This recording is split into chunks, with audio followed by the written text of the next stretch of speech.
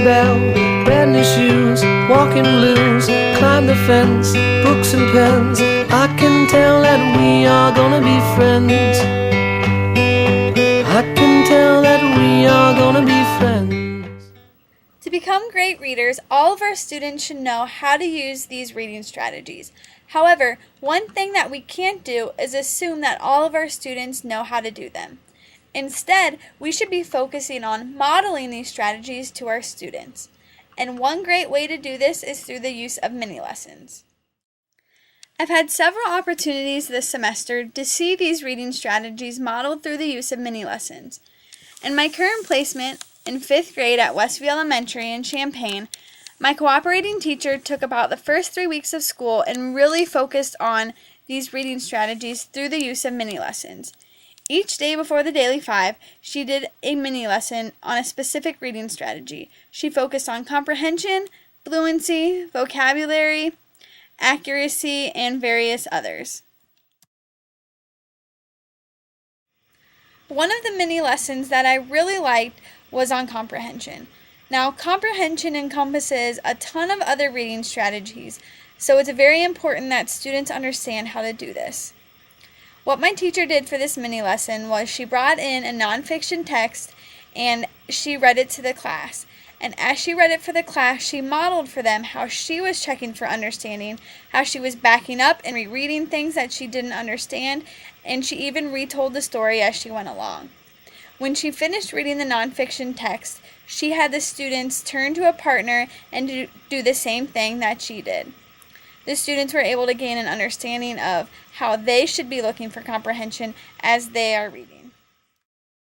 My teacher brought in another picture book, and what she did for this one was she first read the picture book, very monotone, very boring, the students weren't very excited, and then she read it again, but she read it with a lot of excitement, with a lot of expression, and she asked the students which one they liked better. And of course, they said they liked the one that was read with a lot of expression and excitement.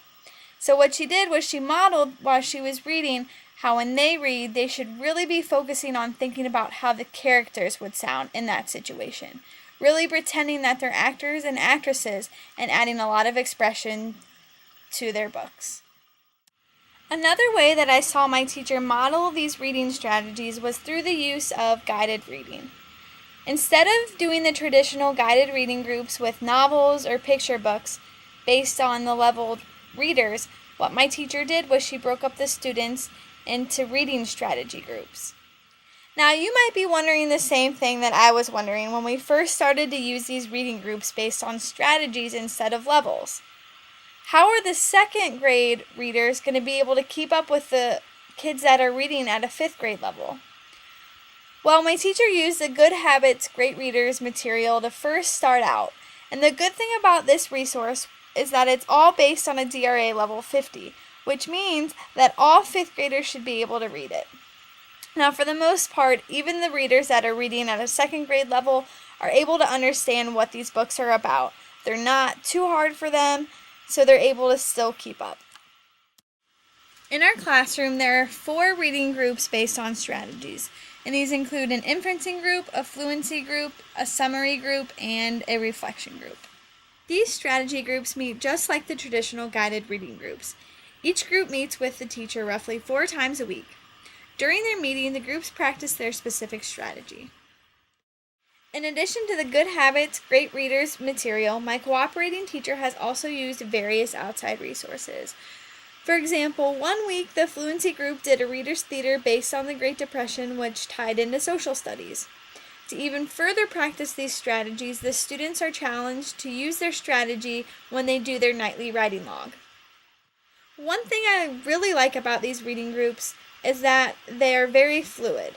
So if one student is showing mastery or competency of their specific strategy, they're able to move in and out of other groups. Seeing firsthand how these strategy groups have really helped the students gain an understanding of how to use them in their own reading has made me very excited to try something like this in my future classroom. I could see how I would use these strategy groups along with the traditional guided reading groups to really help students gain an understanding of the importance of using reading strategies. Back to school.